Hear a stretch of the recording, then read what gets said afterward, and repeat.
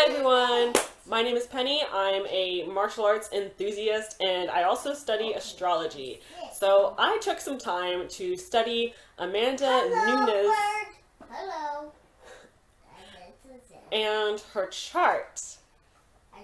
Amanda Nunes will be defending her title as women's bantamweight champion for the first time on December 30th against Ronda Rousey. That is a lot of pressure. Now, Ronda Rousey's been gone for a year, and she wants that belt back. She wants to be the champion again, as she was for so long. Now, Amanda Nunes, I think, has great potential as a fighter. I think she might be the next Anderson Silva. Might. But I think where she struggles the most is believing in herself. She has made history as well in being the first openly gay UFC champion. And I think we all know, whether or not we will admit it, that growing up gay has not been an easy ride for most people. Now, I'm not going to include anything too personal about Amanda because this is a public video and I just feel that that would be in poor taste. But I want us to see what we can learn from her and her life. Now, the first thing I notice is that Amanda has had so much relationship turmoil in her life, and she's struggled to feel like she's good enough for anybody. But she's taken this pain and this feeling of hurt and rejection and tried to become good enough for the world. You know, whatever that means. She's tried to prove everybody wrong when she has felt abandoned. And she has Uranus opposite Chiron in her chart, showing that she has felt like an outcast. She has a yod, a finger of God, in her chart, pointing to her sun, showing that she is very motivated by her self-image. So she is very ego-driven. She has a strong need to prove herself. What is that? But having Mars square her sun means that she also fights against herself. And part of why she works so hard is because she doesn't just want to sit still. She's not content with herself. Now, she also has Jupiter opposite her moon and Pluto, which makes her feel like a failure and like nothing she does really works out.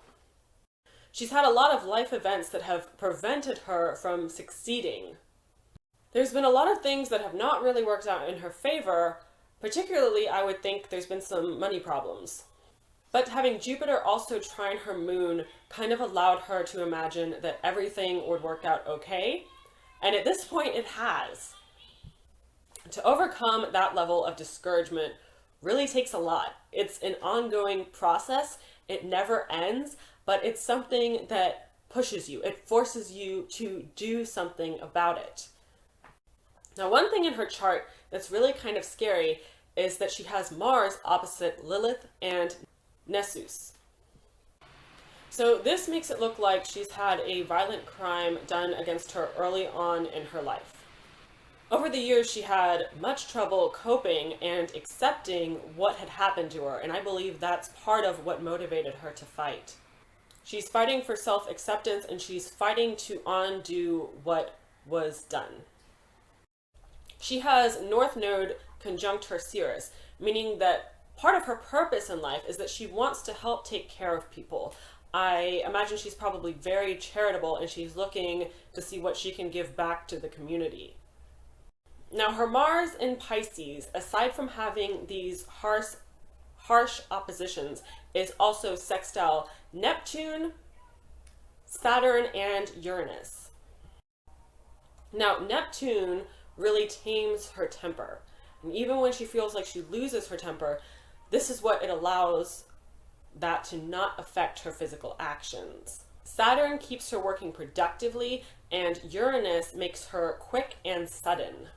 Now, she's a very adaptable fighter, and if she sticks around, I think we will see her changing the game consistently. Now, her Mars is also trine Mercury, meaning that she is able to plan out how she wants things to go. But with that sextile to Uranus, I think she's able to surprise even herself and decide to make a sudden change of the plans, if needed. That's it, guys. That's everything I had prepared about Amanda Nunes and her chart. I wish her the best in UFC 207.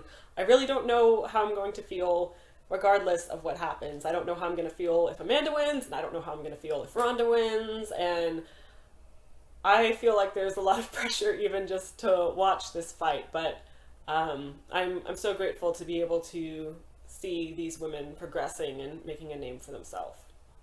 Anyway, I hope you enjoyed that video. Go ahead and hit subscribe if you are interested in seeing me again, and I will see you guys soon. Bye.